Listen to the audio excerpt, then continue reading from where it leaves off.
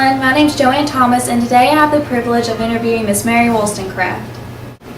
Good morning, Miss Wollstonecraft. How are you today? Good morning, JoAnn.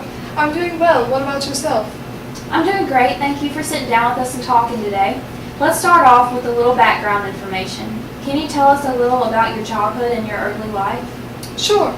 I was born on April 27, 1759. My childhood wasn't so great. I was abused by my father from a young age. When my mother died, I was 21. I left home and I started a school with my sister Eliza and my friend Fanny. How long did you work at that school? For about a year, until poor Fanny passed away. It took me a few years to get over her death. I just focused a lot on my writing during that time. Okay, tell us about Captain Gilbert Imlay.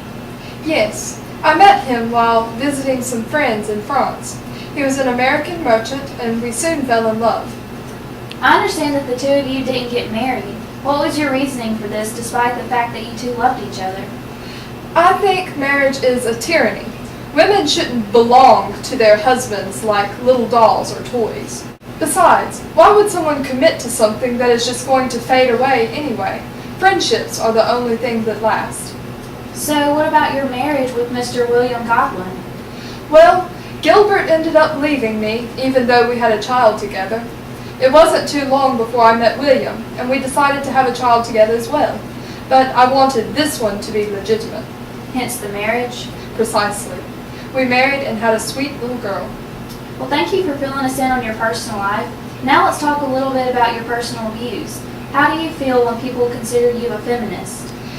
That word seems so ridiculous to me.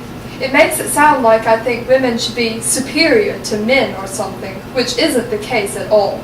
I just think that women and men should be treated equally and given the same opportunities. After all, we are people too. So what is the key to being given those same opportunities, in your opinion? Education, without a doubt. It is just as much women's fault as it is men's that women are put up on such a high pedestal and treated so delicately. If all women would just get up and go get themselves an education, there wouldn't be such a gap between the sexes. And that's what you believe, that there shouldn't be a gap, correct? Yes, exactly.